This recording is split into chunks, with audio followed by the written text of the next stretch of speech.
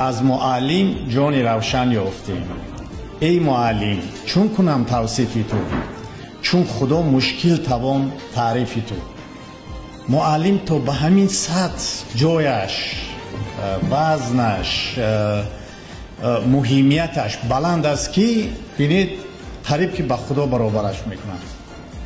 از سربازی ژاپن میپرسند که سر موفقیت های شما در چیست؟ میگوید اول اینکه با معلم معاش سربازی را دادیم، دوم اینکه با معلم ایمونیتت وسطه‌های حمایوی یا که چی بگم تامین حمایوی سودیه را دادیم.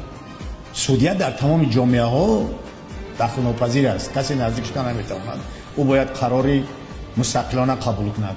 و سوم میگه ما همون آبروی امپراتور را تعیین کردیم، با او تامین کردیم.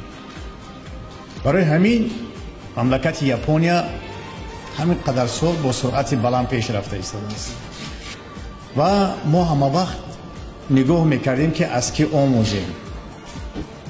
میگن که دنیا به مثال بار ناهنجار است، وزنش همه بر دو شکست پربار است. از کله مناره سازی و زان در آن، از عقل مناره ساختن دشوار است.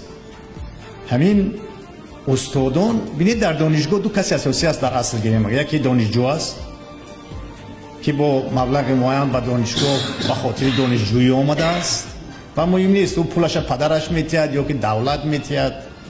به دانشگاه به عوض هر دانشجو پول میآید. و دویم دانش دهنده است، استاد است.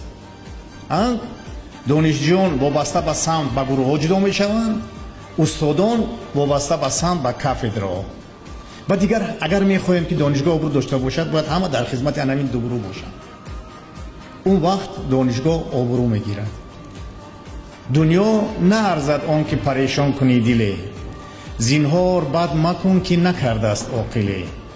از مال و حال و دولت و دنیا و بخت و تخت، بهتر ز نام نیک نکردن حاصله.